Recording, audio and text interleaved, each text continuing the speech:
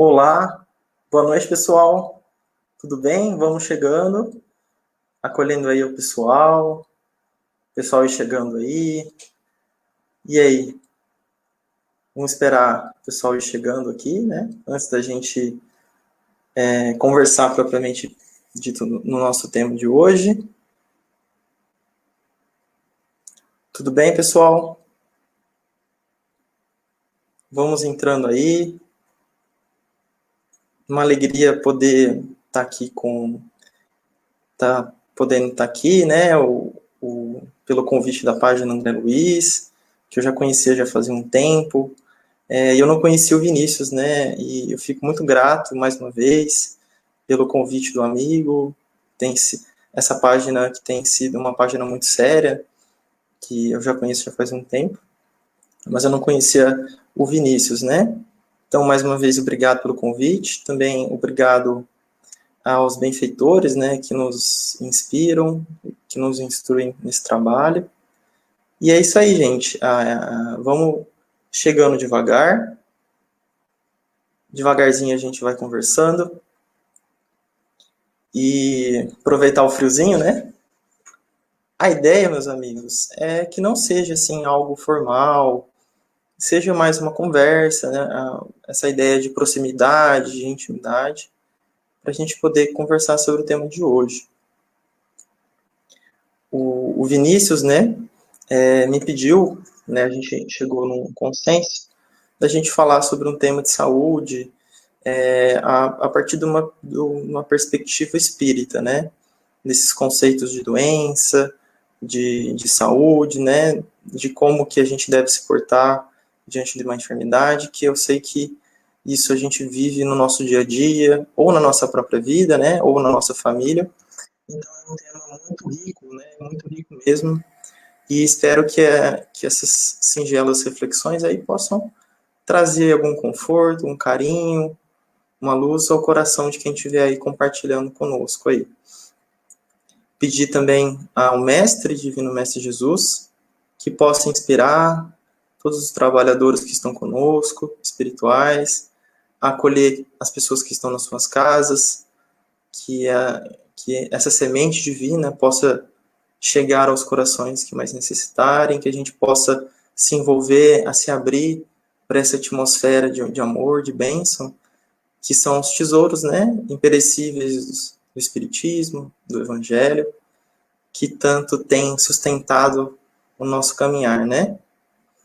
Então, meus amigos, nossa proposta hoje, já fazia um tempo que eu tinha lido uma mensagem do Emmanuel, era muito, mas muito, muito rica mesmo, muito densa. E eu fiquei me perguntando, falei, nossa, onde que eu vou usar essa mensagem? Ela sintetiza todo esse aspecto, né, de saúde, doença, da perspectiva do Espiritismo. E aí surgiu o convite para poder estar aqui hoje conversando com vocês. Então não foi coincidência. Então, de certa forma, essa mensagem eu vou usar ela para a gente poder extrair as nossas reflexões. Mas a ideia não é ficar lendo a mensagem, é a gente conversando e extraindo o que há de mais rico nela. Vamos lá, então? Então, meus queridos, a mensagem que a gente vai conversar um pouquinho hoje, ela está lá no livro Plantão de Respostas, do benfeitor Emmanuel, na parte de entrevistas, né, capítulo 15. Esse capítulo tem mais de uma pergunta. Esse capítulo chama Doenças e Cura, é o nome dele. Quem tiver possibilidade ou curiosidade depois, vale a pena dar uma olhada nessa mensagem. E essa pergunta e a resposta é sensacional. Então, o que perguntam para o Emmanuel? Perguntam assim: as pessoas enfermas permanecem enfermas após o desencarne, mesmo que sejam espíritos claramente iluminados, ou existem casos e casos? Então, de uma forma resumida, o que perguntaram para o Emmanuel? Então a pessoa, um exemplo, morre de um câncer, estava em processo metastático, cuidados paliativos, a pessoa desencarna. Essa pessoa, ela continua enferma do lado espiritual ou não? Como que isso funciona? E a resposta do Emmanuel, ela é genial. Assim, como o Emmanuel também tem esse poder de síntese Então a ideia é a gente ir comendo pelas beiradas, devagarzinho, e aí a gente vai extraindo lições para hoje. Então, lá no primeiro parágrafo, o Emmanuel responde: quando contrariamos as leis universais, inscritas em nossa consciência e que se baseiam no Evangelho de amor do Cristo, adquirimos débitos que se refletem na vestimenta do espírito, isto é, o perispírito. A estadia na carne propicia que o perispírito transmita ao corpo físico esses reflexos negativos, o que implica em uma depuração do ser. Nossa, né? Quanta coisa. Então, assim, a gente vai devagar, porque é muita informação. Então, como assim? O que o Emmanuel quis dizer com contraria as leis divinas? Como que isso se dá? Então, na tradição também do estudo do Evangelho, também nos estudos que temos feitos, essa abordagem da saúde na perspectiva do espírito imortal, o que acontece? A gente tem as leis universais, que são as leis divinas. Essas leis, elas são leis eternas, quanto o próprio Deus. São essas leis que Deus, na sua infinita sabedoria, no seu infinito amor, e como traz o Livro dos Espíritos, a inteligência suprema, sabiamente utilizou para que essas leis fossem parâmetros da evolução, da criação. É isso que é bonito, porque a gente não está falando da nossa vida aqui apenas. A gente está falando não apenas do nosso planeta, não apenas do nosso sistema solar, a gente está falando de toda a criação, de todos os planetas, de todos os sistemas, de todos os universos e tudo que existe que a gente ainda nem sequer se dá conta. Então a gente percebe o quanto que isso é grandioso, né?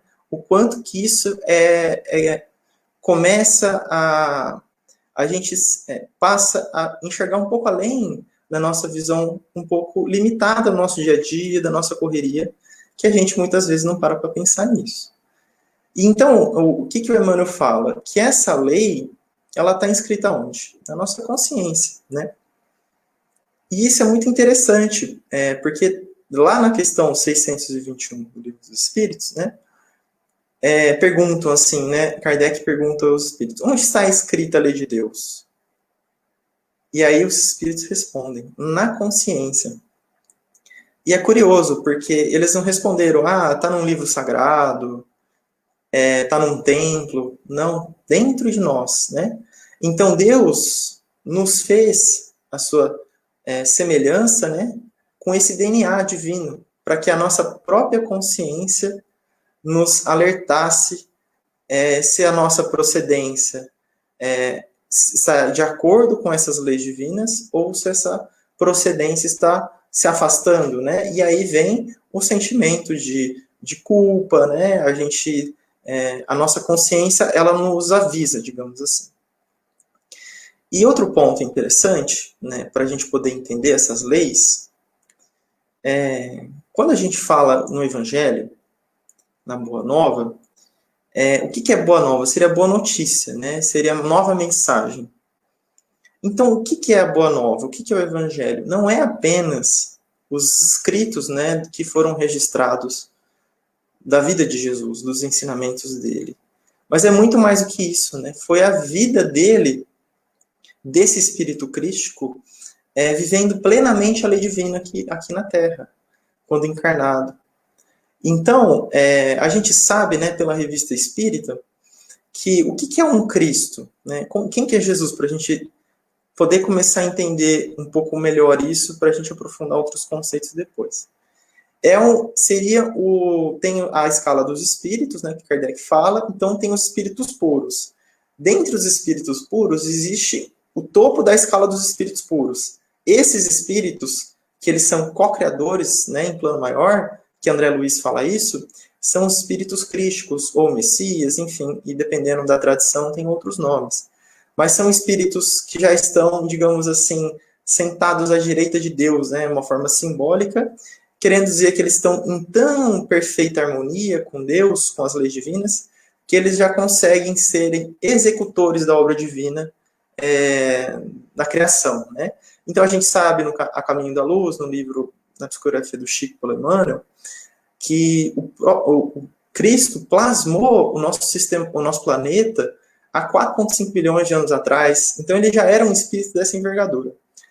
Mas, Rafael, por que você está falando tudo isso?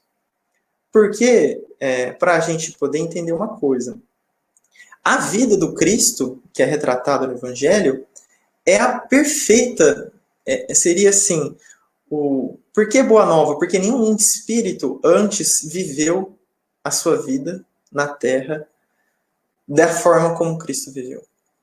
Tão harmonizado, tão integrado com as leis divinas.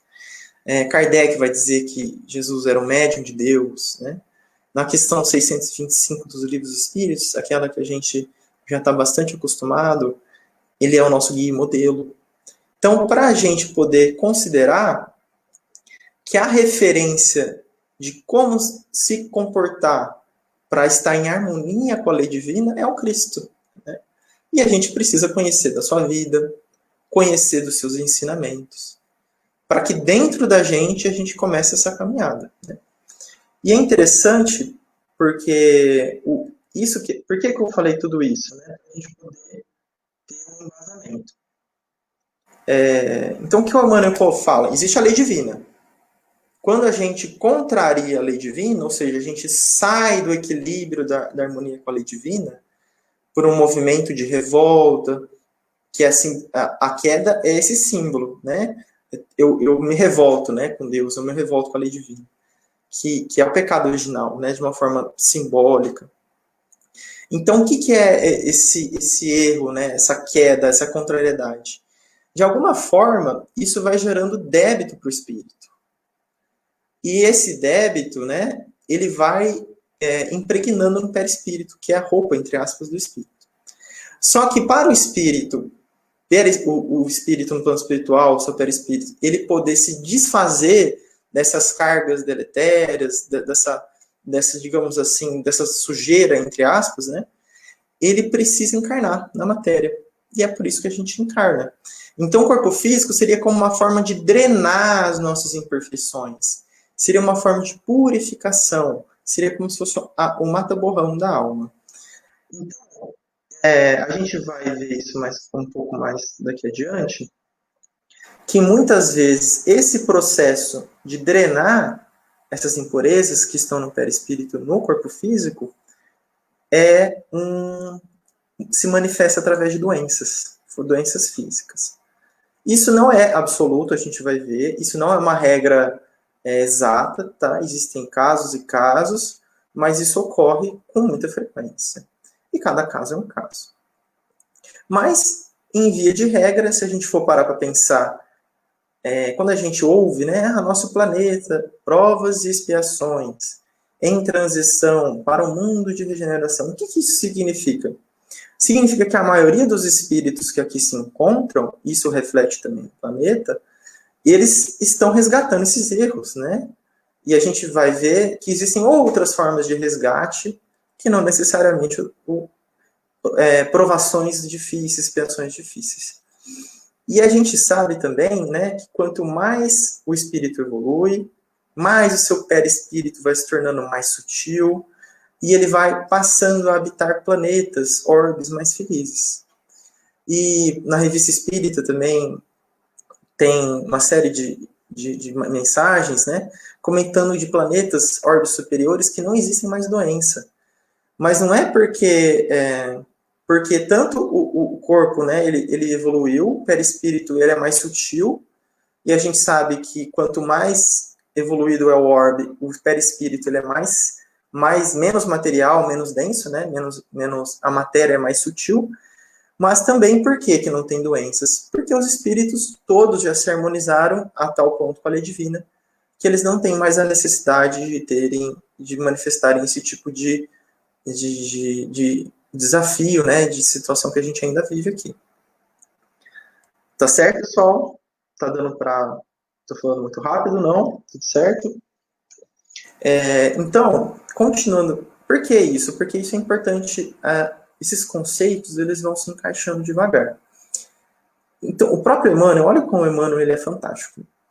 Tem um livro, chama O Consolador, não sei se todos conhecem esse livro, é um livro também em vários tópicos, são perguntas que foram feitas ao Emmanuel sobre diversos temas. E é um livro, assim, que vale a pena ler também. É a Psicografia do Chico. O Emmanuel tem a parte na questão 95 desse livro O Consolador, que ele define saúde, né? E, assim, a definição dele é fantástica, assim, e vai de encontro com aquilo que a gente está conversando. Então, olha o que o Emmanuel coloca, entre aspas. Para o homem da Terra, a saúde pode significar o equilíbrio perfeito dos órgãos materiais. Vamos parar aqui. E é realmente o que acontece, né? Por que a gente vai no médico? Por que a gente vai fazer uma sessão de fisioterapia? Ou por que a gente vai na terapia ocupacional, na fono, enfim, dentre outros profissionais? Porque a gente, né, tá com algum problema e precisa, digamos assim, consertar ou equilibrar o corpo físico, né? Então eu vou lá no médico, faço um exame de sangue para ver como que tá a glicemia, né? Se a pessoa tem diabetes, controlar o diabetes. Se a pessoa tem pressão alta, tem que fazer os exames a cada certo tempo. Tem que controlar a pressão, tem que ter uma alimentação. Não é assim que acontece, né? Mas essa é a visão que a gente tem muito, digamos assim, a gente precisa expandir isso mais, né? E olha o que o Emmanuel coloca agora. Para o plano espiritual, todavia, a saúde é a perfeita harmonia da alma. Olha só a definição do Emmanuel. Então, por isso que a gente falou aquilo antes, porque para Emmanuel, essa definição que o Emmanuel traz da espiritualidade superior, é que a saúde do espírito, já falando para o ponto de vista do espírito, saúde é a perfeita harmonia da alma. E só existe perfeita harmonia da alma se a alma, o espírito, ele está em harmonia com as leis divinas.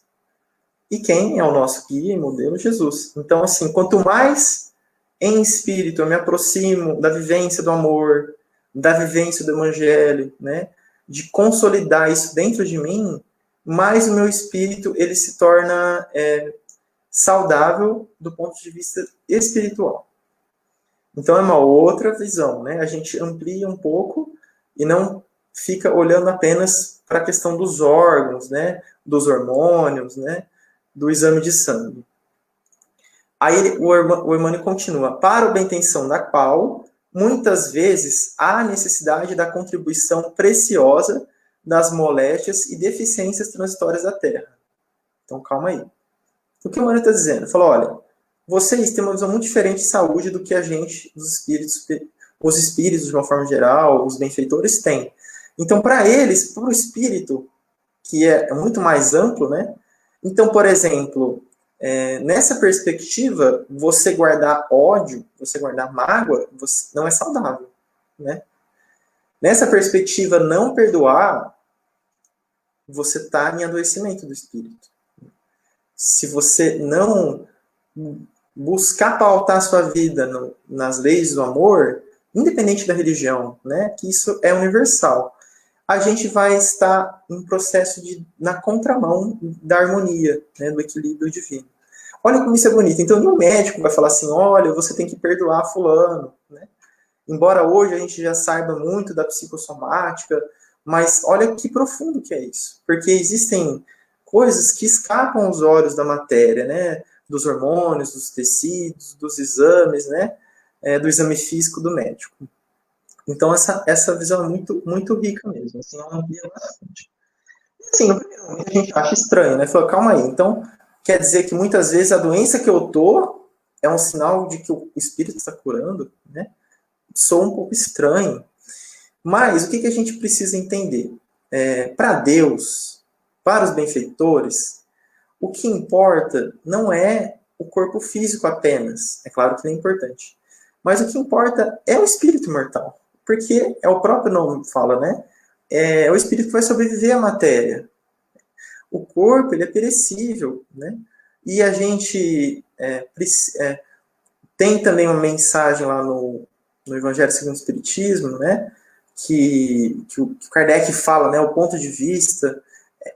É incrível, porque faz a gente começar a compreender a vida pela perspectiva do espírito imortal. Então a gente tem que começar a ampliar esse nosso olhar para a imortalidade, não enxergar só a nossa vida cotidiana, o nosso corpo, nossa vida material, e que é, sim, importante, tanto é que nós estamos aqui. E André Luiz, né, em referência aí à página, que também tem um carinho muito grande por esse benfeitor, uma identificação também, no prefácio da obra de Nosso Lar, o que ele fala? Uma existência é um ato.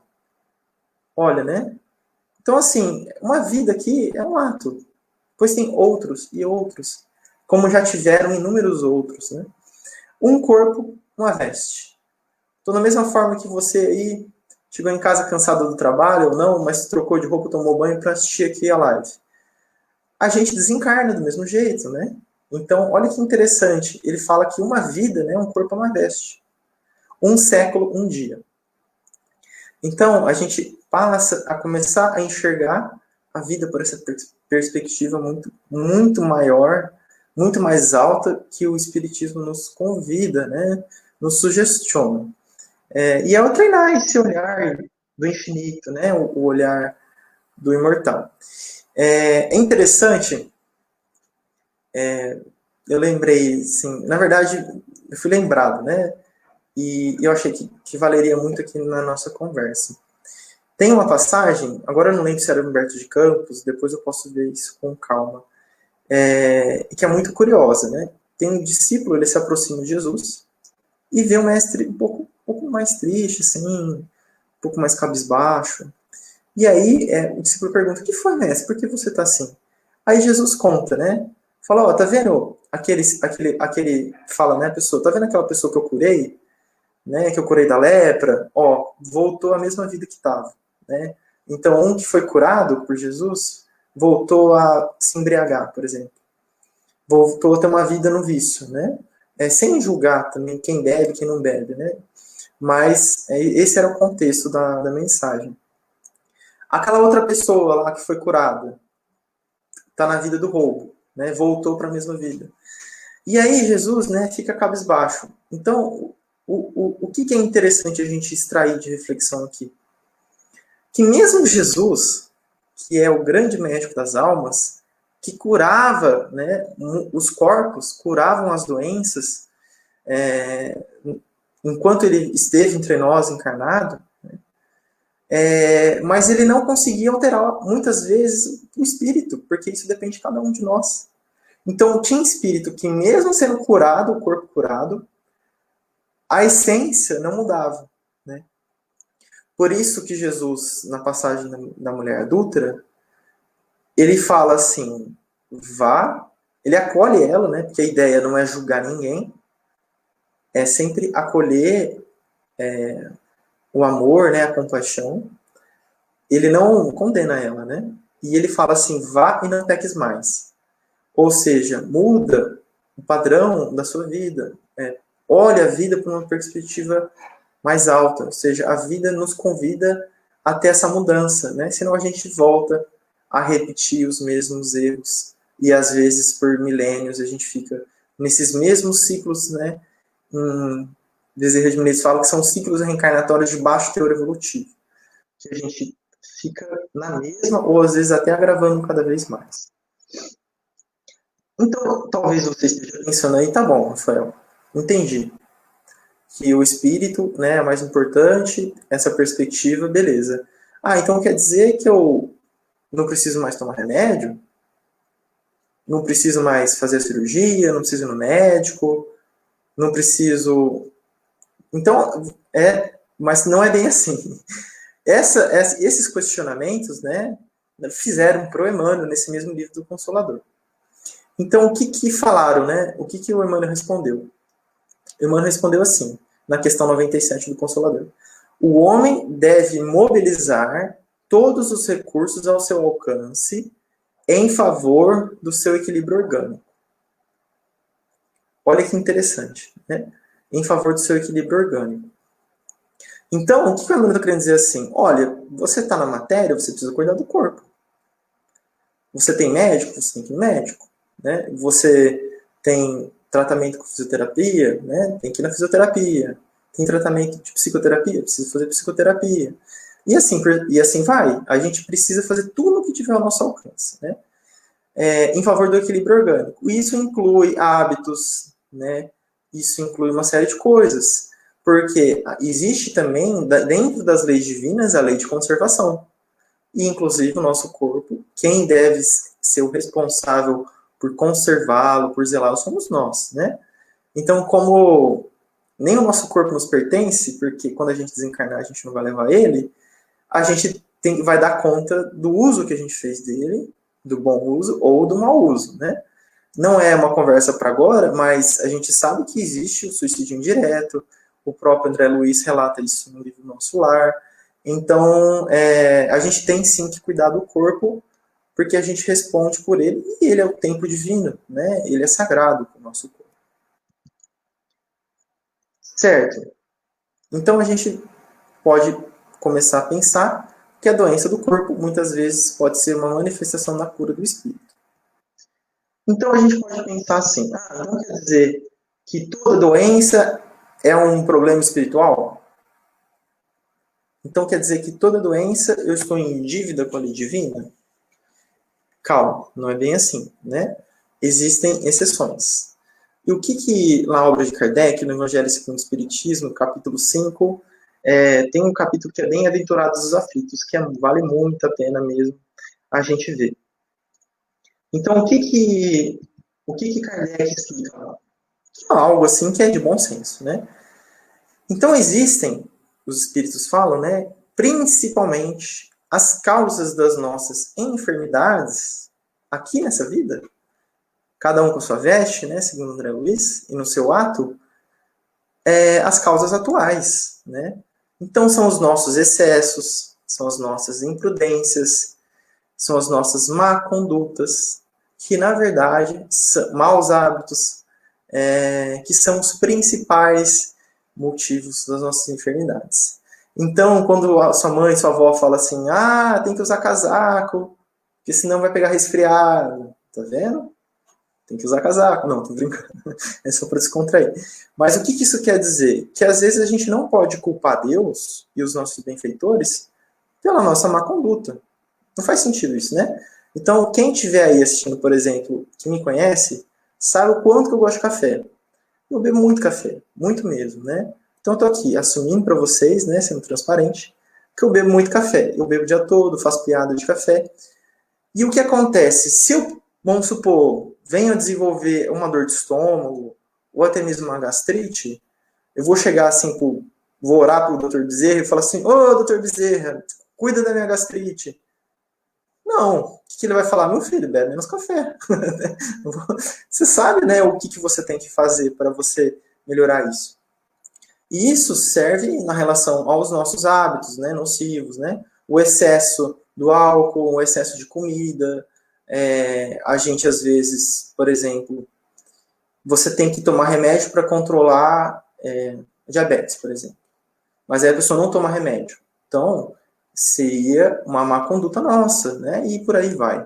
Então, a gente não pode, às vezes, culpar Deus, porque às vezes o diabetes está descompensado, sendo que a gente não come, que foi orientado, não faz atividade física, não toma o remédio corretamente, não vai no médico corretamente. Então, não é tão simples, né? Tá bom, mas tirando essas questões que nós somos responsáveis nesta vida, e como que a gente explica aquilo que não tem origem nessa vida, né? Que é o que a gente está conversando aqui.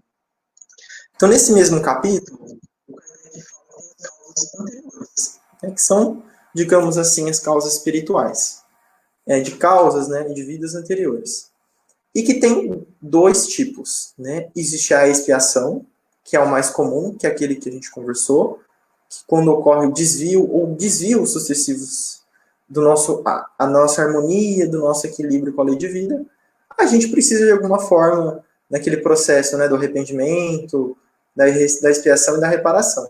E muitas vezes as doenças são esse instrumento de reequilíbrio do espírito. E isso é o mais comum, tá? Mas não é absoluto. Aí que está a questão. Então, muitas vezes, o que a gente, como espírita, né, pelo menos a maioria for, né, mas independentemente, o que acontece? A gente vê, por exemplo, uma criança com síndrome de Down.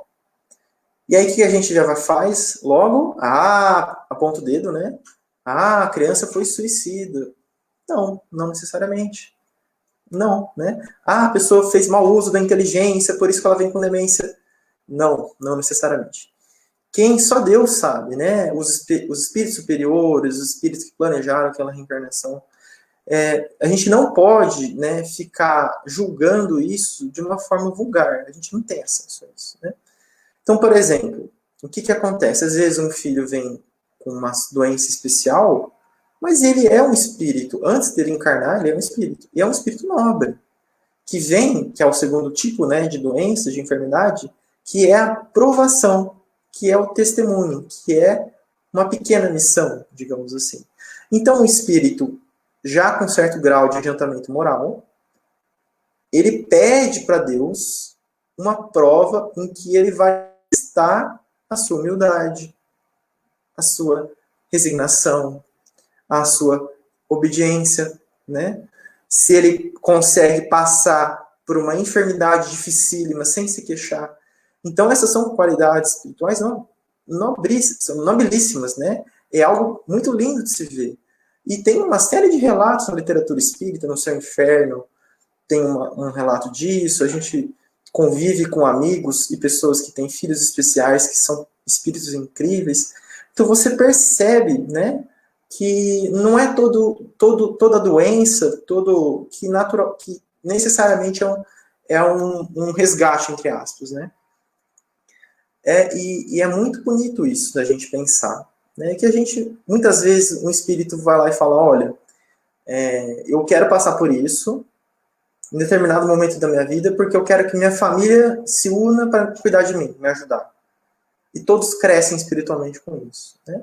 Então, às vezes, a gente cuida de um parente, a gente cuida de um familiar que tem uma doença assim, e a gente não para pensar nisso, né?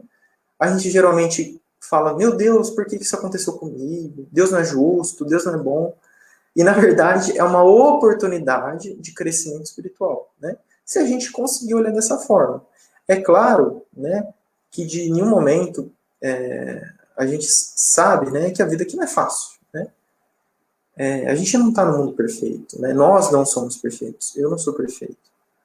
Então a gente tem as nossas dores, a gente tem as nossas sombras, as nossas lutas, mas a gente tem também as nossas luzes, né? A gente tem todo mundo, basicamente, isso não existem as reencarnações que são compulsórias, né? Mas muitas reencarnações são planejadas, né? Então todos nós temos um espírito protetor, um benfeitor, que sempre está conosco. E isso é belíssimo, né? E a gente nem se dá conta disso, né? Muitas vezes os próprios espíritos, no livro dos espíritos, falam, olha, se desse ouvido, né, a essa intuição que a gente recebe dos espíritos protetores, que são instrumentos de Deus, a gente não passaria pelas aflições que a gente passa. Se a gente tivesse esse silêncio interior para ouvir esses recados, né? Então, a grande questão é como a gente consegue, de alguma forma, olhar para isso, né? Então, a gente não pode achar que tudo é lei de talião, né? Então, achar que a lei divina, que a lei de causa e efeito, que isso é ação direta, né? Ação e reação. Não. A gente vai conversar um pouco mais para frente, ainda hoje, que não é bem assim, né? Que não é bem assim que funciona. Bom, então assim, é interessante a gente ter isso em mente, né? Agora, a resposta do Emmanuel, isso foi, todas essas reflexões que a gente teve juntos, foi do primeiro parágrafo da resposta do Emmanuel. Então, para vocês perceberem o quanto que esse espírito ele tem um poder de síntese maravilhoso, né? Então, eu vou continuar lendo um outro trecho da resposta dele, o segundo e o terceiro parágrafo. Porém, quando a pessoa vivencia esse processo com uma mentalidade negativista, de revolta, de pessimismo, sem procurar a renovação diária para o bem, sem procurar beneficiar aos demais, ela impede esse processo de depuração. É como se fôssemos passar por uma cirurgia e fizéssemos o contrário de todas as recomendações necessárias. Assim, nesses casos, a enfermidade não propiciou significativa renovação íntima diante da vida. Não ocorreu uma modificação interior, ou seja, do padrão mental desse espírito. Ele não soube passar pelo sofrimento.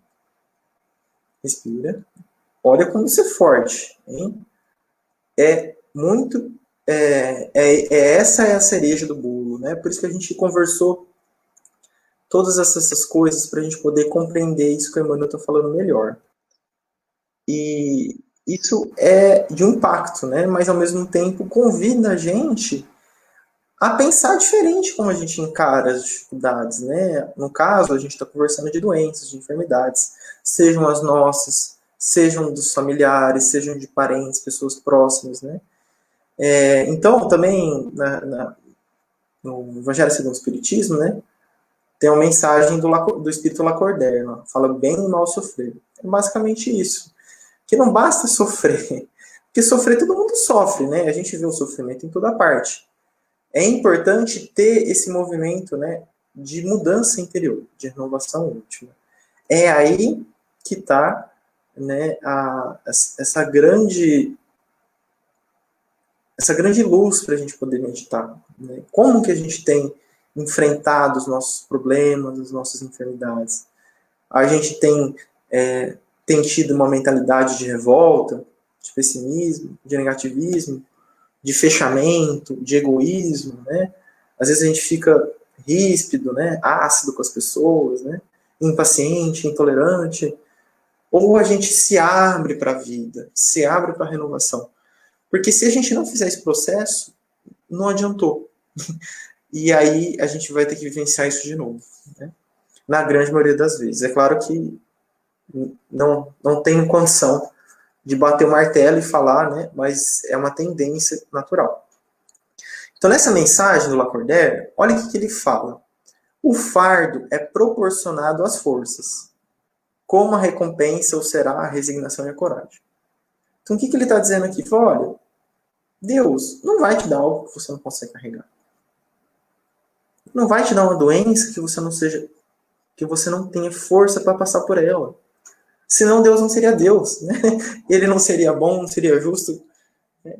A gente só dá algo para o nosso filho se a gente sabe que ele consegue fazer, não é verdade? Que pai, que mãe que daria algo que o filho não conseguiria fazer? Nenhum pai chega para o menino que está aprendendo a somar, a multiplicar, a fazer divisão, e chega com uma equação de derivado para ele falar, resolve aqui, meu filho. É claro que ele não vai resolver. Então Deus, que é perfeito, sabe aquilo que a gente consegue e aquilo que a gente não consegue. Só que muitas vezes nós mesmos duvidamos da nossa própria capacidade, da nossa própria origem divina, né? Jesus disse, sois deuses, né? Sois a luz do mundo. Então é isso, né? Essa semente divina, ela habita em todos nós. Independentemente do grau evolutivo, né? Do grau intelectual, de onde você mora, dos conflitos que você tem, não importa, né? Essa essência é divina, né? É a nossa herança divina. Né? E ele fala, né? Como recompensa será a resignação e a coragem. Então ele fala assim, ó, quanto mais difícil é a aprovação e a expressão que você está passando, maior vai ser o mérito que você vai ter, que é a recompensa, né? Então, o que faz a gente ter a recompensa espiritual? Resignação e coragem. Aí que está o nosso desafio. Então você vê, por exemplo, eu estou relendo Paulo Estevão, né? Estou na primeira parte ainda. Você vê como que Estevão passou por todos aqueles processos, né? Sem reclamar. E ainda agradecia. Quando aqueles, né, enfim, na casa do caminho, estavam ocorrendo as prisões, né? Enquanto Saulo ainda era Saulo, ainda não havia se convertido em Paulo, passavam por prisões de uma forma assim totalmente resignada. Isso é muito bonito, né? Porque é uma entrega muito bonita, né? E é uma entrega que ela não é racional. Ela vem do sentimento, do entendimento, né? Por isso que é importante a gente entender Jesus como guia e modelo, porque como que eu vou ter resignação e coragem se eu nem conheço ele? Se eu nem entendo como que ele agia, como que ele se comporta, como que ele exalava a resignação, né? O que é o Calvário? É uma lição de resignação para nós. Né? Imagina, aquele espírito, naquela envergadura, passar por tudo que ele passou, por todas as humilhações, sendo traído pelos amigos, todas as humilhações, né? Se fosse a gente ia falar, a gente não ia ficar quieto. A gente ia falar, você sabe com quem você está falando? Eu sou tal, né? Eu sou o governador espiritual da Terra. E em nenhum momento ele deixou de ser humilde, em nenhum momento ele deixou de cumprir com a lei divina. É incrível isso, né? A gente vai se aproximando disso. Eu lembro que no livro Boa Nova, nessa parte, né, do Calvário, tem uma parte que Humberto de Campos, que é o espírito que escreve na Boa Nova, ele faz questão de frisar que ele não tinha feito nenhuma queixa. Imagina você passar por tudo isso e não ter nenhuma queixa. Nenhumazinha, né? Então, assim, esse é o nosso parâmetro, né? É lógico que eu não estou dizendo que a gente vai ser o Cristo, né, de um dia para o outro, mas a gente precisa conhecer ele para a gente poder saber, olhar para dentro e ver o que falta, né? Bom, realmente, preciso ser mais resignado, preciso ter mais coragem. E aí, continuando o Espírito Lacordaire, mais opulenta será a recompensa do que a penosa aflição. Olha que bonito isso. Cumpre, porém, merecê-la, e é para isso que a vida se apresenta cheia de tribulações. Então ele está dizendo assim, é por isso que vocês passam por dificuldades, para você ter mérito, para o Espírito resgatar aquilo que mancha, né, seu perispírito, para que ele consiga, né, vestir a túnica de núpcias, né, festim de bodas, que é essa simbologia da pureza do Espírito. Para isso que a gente encarna, para a gente tanto resgatar os nossos débitos, né, porque a gente errou muito, a gente ainda erra muito, então a gente tem a oportunidade de resgatar e de crescer, porque a lei divina é a lei do progresso, é a lei do amor, né, Deus tem um outro projeto para nós, né, e é muito bonito, né, essa mensagem, né. Então ele fala assim, mais opulenta será a recompensa do que penosa aflição. Então, assim, por mais que a gente ache certas enfermidades, certos tratamentos, algo assim, muito difícil mesmo, que só quem vive sabe, às vezes você vai até tentar dividir com a família, a pessoa não vai entender o sofrimento que passa dentro da pessoa. Mas mesmo esses sofrimentos mais sofridos, né, vamos usar esse pleonasmo, né, essa brincadeira de linguagem aqui, a recompensa será muito maior. Então isso traz um conforto para nós, né? Nossa, então o que são 10 anos de doença comparado com a eternidade, né? Comparado com às vezes resgatar débitos anteriores. Então a gente, não estou falando que isso é fácil, porque eu também tento, erro, acerto e a gente vai tentando, mas a gente precisa ter essa clareza, né? E é bonito porque Jesus fala, o fardo é suave, o jugo é leve. Mas Jesus não disse que não teria fardo e que não teria jugo, né? Mas esse fardo é muito mais leve do que passar uma doença com uma revolta. Porque muitas vezes a gente se complica mais ainda. Então, o que a gente começa a compreender? O que Deus quer com a gente quando tem uma doença nesse sentido de expiação, né? De um resgate, digamos assim. O que ele quer? Ele quer punir a gente? Não. O que ele quer? O aprendizado. Quer que a gente se mude, que a gente se transforme, que a gente se renove, que a gente se melhore. Se uma criança vai lá, passa na prova, não precisa ficar dando a prova de novo para ela, já aprendeu. Assim com a gente. Se você já fez a transformação que você precisava para o seu momento evolutivo, aquilo ficou para trás, né? E você galgou um degrau mais. Como é a metáfora, né, das duas asas do voo para Deus, né? A asa da sabedoria e a asa do amor, que a gente tem que conquistar. Então, qual que é o objetivo da enfermidade nesses casos? É através da manifestação da doença no corpo físico, se bem suportada, né, com resignação, com humildade, né, até mesmo com alegria, se possível, né? É esse reequilíbrio, esse reharmonizar com as leis divinas. Então, no livro Céu e Inferno, isso, né? Do arrependimento, da expiação e da reparação, que são os 3 processos. E é interessante que, né, dos originais grego, quando a gente fala arrependimento, na língua portuguesa, quando a gente fala arrependimento, não é o arrependimento no sentido de queixa, né, enfim. É um arrependimento no sentido da palavra metanoia, no grego. O que significa isso? Mudança de pensamento e de sentimento. É o que Emmanuel falou. Precisa ter essa mudança interior, né? Senão esse arrependimento ele não é verdadeiro, né? Não pode ser uma coisa superficial, tem que ser de dentro, né? Então é para isso que passam por esses processos, né? Para que a gente mude por dentro. Então, assim, aquela pessoa que é muito dura, que é impaciente, que é intolerante, que, enfim, que é difícil, às vezes, uma doença é um grande convite para ela ser diferente. Só que às vezes a gente custa entender isso, né? Assim, a mesma coisa com o familiar, que precisa lidar com quem está doente, com quem está acamado, com quem está num processo de final de vida, de cuidados paliativos. A gente sabe que são desafios, né? Mas a gente precisa, talvez, encarar por essa forma. O que a gente sabe? Na primeira carta de Pedro, né? O que está escrito? O amor cobre a multidão de pecados. Então, se essa transformação for verdadeira, muitas vezes, pelo esse nosso comportamento mudado, né, a gente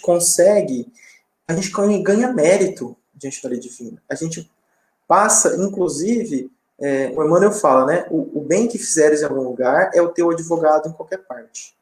Então, muitas vezes, se Deus, os espíritos superiores, nos pega em um determinado momento da nossa vida que a gente deveria passar por uma enfermidade, porque estava no nosso plano reencarnatório para o nosso aprendizado, mas a lei divina já pegou a gente mudado, já fazendo bem, já participando de qualquer tipo de forma de caridade, né?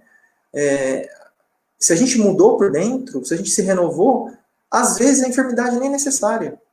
Ou às vezes, se ela for necessária, ela é muito mais branda do que ela seria. Então, é aí que está a lógica da lei divina. Porque a lei divina, ela nunca é exata. Ela sempre tem a face do amor e da misericórdia e a face da justiça. Né? No livro Céu e Inferno, Kardec fala, a justiça divina não é cega, mas ela é misericordiosa. Então, o que significa isso? Que dependendo da minha conduta como espírito, seja encarnado, seja desencarnado, eu posso atenuar essa carga, esse débito com a lei divina, por conta do amor. Que a lei divina é a lei do amor, é o amor que conta. Né? Então eu posso resgatar esses débitos que a gente estava conversando de uma forma muito mais branda. Mas quem escolhe se a lei divina vai ser mais matemática ou se ela vai ser mais branda, na verdade não é Deus. Somos nós mesmos, diante da nossa própria escolha, diante da nossa própria renovação interior, diante da nossa própria vida íntima. E, sobretudo, sendo a ponte de Deus para o próximo, né? Estendendo a mão, ajudando, a caridade de todas as formas possíveis. Então, por exemplo, Emmanuel fala que o despertar, né, ele depende de cada espírito. Então, tem espírito que vai ser como uma andorinha, um passarinho. Você joga qualquer coisa perto, o passarinho acorda e voa. Ou seja, aquele espírito mais sensível. Então, às vezes, ele passa por uma dificuldade, ele já, opa, peraí, eu preciso ser melhor. Eu preciso voltar a estar em harmonia com a lei divina, que é o filho pródigo, né? Mas só que tem espíritos, o Emmanuel fala, que é como se fosse uma pedra, que só acorda na base do dinamite, da explosão. Então, nesses casos, desses espíritos muito orgulhosos, muito cristalizados, né, no orgulho, na vaidade, na dureza, na revolta, muitas vezes o dinamite é preciso para acordar, né? Então a dor, ela atua como uma professora, né? ela atua como um processo pedagógico para a divina. Mas porque muitas vezes nós, né, até mesmo em tempos atrás, adotamos essa postura de rebeldia, de revolta, né? E então, muitas vezes, a gente precisa de situações muito dolorosas, muito chocantes, que a gente se cansa disso, para a gente poder começar esse processo de renovação. Como a gente está de tempo? Deixa eu dar uma olhada aqui. Ok, pessoal. Alguns minutos, né? O que eu queria trazer, que eu acho que vai de encontro com aquilo que a gente está falando. Porque, assim, a gente conversou muita coisa, que é uma mensagem muito rica, né? A gente percebeu que pro Emmanuel dá para a gente falar, tipo, aprofundar, e não tem fim. Mas, para ser algo mais palpável, eu trouxe um exemplo para a gente poder solidificar isso melhor e para a gente poder refletir também. Então, tem um livro que chama Conversando com Divaldo Pereira Franco 3, são 3 volumes, tá? Que é da Federação Espírita do Paraná. É um livro muito bom, eu recomendo. Não cheguei a ler inteiro, mas tem partes que são sensacionais. Bom, por que eu estou trazendo isso? Que nesse livro tem uma história de um Divaldo conversando com um espírito. Então o Divaldo conta, lá na década de 50, né? Olha do século 1950, isso praticamente 70 anos atrás. O Divaldo era muito mais novo, muito mais moço. Ele estava fazendo uma oração lá em Salvador, né? Que é de onde que ele é. E aí, quando ele estava em prece, ele vê uma entidade com características assim bem constrangedoras, né? Que dava um certo embrulho, um certo asco, assim, uma visão difícil assim de suportar. E estava tudo cheio de ferida, né? O nariz deformado, o queixo, tudo cheio de úlcera. Aqui no pescoço tinha uma úlcera, né? O espírito todo deformado, enfaixado. Só que ele não passava uma sintonia ruim, né? Ele só se mostrava daquele jeito. E aí o Divaldo falou, opa, peraí, o que é esse espírito aqui? Aí o espírito se apresenta para ele. Ô, Divaldo, eu sou Jesus Gonçalves, né? E aí o Divaldo conta, né? Ele, o espírito, falou que desencarnou em Pirapitingui, né? No interior de São Paulo, aos 45 anos. E ele sofria de hanseníase, né? Que antigamente a gente conhecia como lepra, né? Mas hoje esse termo ele não está mais em voga, porque é um termo que traz muito preconceito, ainda tem uma série de estigmas, né? Mas naquela época, né, lepra era algo assim, a pessoa não tinha um tratamento correto que nem a gente tem hoje. Hoje no SUS tem tratamento gratuito, a gente consegue identificar a doença e tratar pessoas sem sequelas. Esse é o objetivo do tratamento. É um tratamento que funciona na grande maioria. Então, assim, hoje tem tratamento, né? E naquela época não tinha. Então essas pessoas, elas viviam em leprosários e muitas vezes elas eram abandonadas pela família e elas elas viviam ali para morrer, né? Era uma situação muito difícil. Imagina o que é esse contexto de doença, né? E aí o Divaldo, depois dessa introdução, o Divaldo percebe que o espírito ele começa a se transfigurar em luz. Então essas feridas, né, começam a ser um foco de luz em todas as feridas. E ele enxerga um espírito belíssimo. Assim, falando, nossa.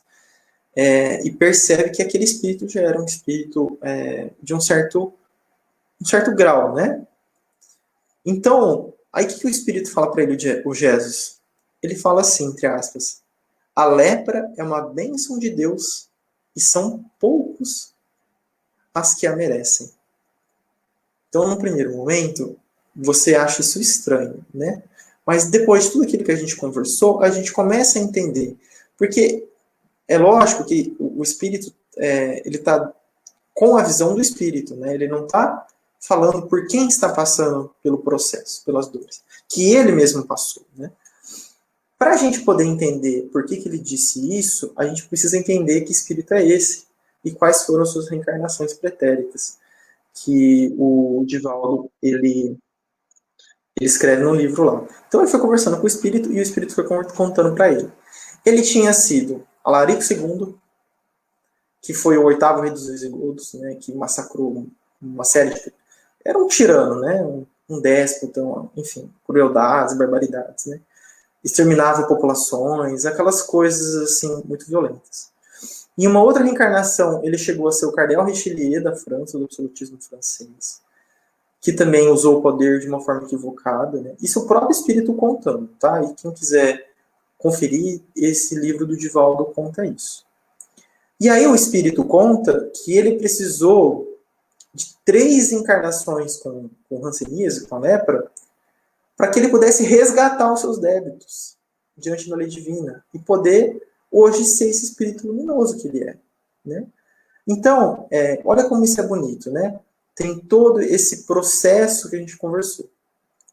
E para já ir finalizando, se o nosso amigo Vinícius aí permitir, tem uma mensagem em forma de poema que o próprio Jesus escreveu por meio da psicografia do Chico, que eu gostaria de finalizar com ela, que está no livro Mensagem Poema, quer dizer, perdão, está no livro Estradas e Destinos, que é uma psicografia do Chico Xavier, o Espírito ou Jesus, né? E do Espírita na última encarnação. Então, olha o nome da mensagem do poema, chama Escola Santa. Então, para ele, o que foi a escola santa dele? A lepra, a hanseníase, né? Que foi o instrumento que ele conseguiu se redimir, ele conseguiu se reharmonizar com a lei divina. Então, o que esse espírito, essa mensagem dele, esse poema? É meu desejo afirmar-vos, devedor que tenho sido, que a lepra não venha a vós sem ter um justo sentido. Então, ele está colocando aqui, olha, nada é por acaso, né? Por mais que às vezes a gente não enxergue o motivo das dificuldades que a gente está tendo hoje, vamos ter paciência, porque com certeza Deus é justo e amoroso. Então, se a gente passar a olhar a vida sem essa perspectiva, a gente tende a sofrer muito. Continuando. Segundo as lições da Terra, que a verdade nos aponta, a nossa vida até hoje é de existência sem conta. Então, é isso que ele está contando. Fala assim, a gente não foi criado nessa reencarnação. A gente é um processo, nós somos a somatória de diversas encarnações, né? E o próprio livro Céu e Inferno fala, as encarnações são solidárias entre si, né? Então, muitas vezes, essa encarnação eu posso ser uma ótima pessoa, mas em outras não. Então, eu posso resgatar nessa, enfim. Não existem vidas diferentes, na verdade, é o mesmo espírito que vive a mesma vida. Só que, ora, ele está no plano espiritual, ora, ele está encarnado. Mas a vida é do espírito, né? Muitas vezes renascendo, quis ser alto, chefe ou rei. Exterminei multidões, rasgando normas de lei. Por séculos fui assim, orgulhoso vão que se expande. Domínio da crueldade, não mania de ser grande. Então, olha que interessante. No começo, aquilo que a Mano tinha falado. Então, nesse processo de ele, diversas vidas ter sido um espírito tirano, autoritário, déspota, enfim, que massacrou muitas pessoas, ele faz esse processo de desvio da lei divina, da contrariedade da lei divina, que vai gerar esses débitos, né, esse problema de consciência e também no seu perispírito. Por isso que ele precisou, ou que foi optado, né, por ele passar pela experiência da enfermidade para ele poder resgatar isso. Cansado de ser déspota violento, pedi a Deus me prendesse na cela do sofrimento. Gente, olha que bonito isso. Não foi Deus que impôs para ele. Ele pediu para que ele utilizasse a doença como um instrumento de purificação, né? E é bonito, até que um dia cansado de ser déspota violento. É a imagem do filho pródigo, caindo em si, que é o que aconteceu com André Luiz, é a mesma coisa, né? Dos céus chegou minha resposta, né? Então, Deus nunca fecha a porta para ninguém. Nunca vai fechar nenhuma porta do arrependimento, né? Teria eu doce cruz, renascendo minha mãe, quis me chamar-me Jesus. Então, ele foi permitido com que ele reencarnasse, né? E é interessante porque ele chama a lepra de doce cruz. Por que doce? Doce não no sentido de ser fácil de viver com hanseníase, ainda mais na época que ele viveu, mas no sentido de ser aquilo que iria libertar ele. Para esquecer o passado e elevar o coração, tive um reino de feridas e um trono de solidão, que é a reparação, né? Sofri e chorei, entretanto, ante o mestre Nazareno, tem agora a santa lepra, que me ensinou a ser pequeno. Então a gente percebe, né, que é um processo dele retornar à humildade, dele retornar à harmonia mesmo com o amor, com as leis divinas. Então, é muito bonito esse exemplo, né? Então, assim, é um espírito que contou, que trouxe, né, as suas quedas e depois ele conseguiu recuperar. E para ele, né, a doença dificílima foi um instrumento foi uma santa escola, né, como ele mesmo disse, né? Amigos, o tempo aí está encerrando. Queria agradecer muito, muito, muito a presença de vocês. Espero que de alguma forma possa ter sido útil, né? Fico muito feliz de poder estar participando aqui. Mais uma vez o agradecimento, né, ao amigo Vinícius, né, à página André Luiz, e a todos vocês, né? Então, fica o carinho, né, o abraço aí em cada um de vocês, que todos nós, né, possamos ter mais coragem, mais humildade, resignação diante das doenças, das dificuldades, das lutas, que certamente nós estaremos amparados, né, pelo nosso amado Mestre e pelo nosso Deus Pai, que nunca nos desampara. Meus amigos, fiquem com Deus e até mais.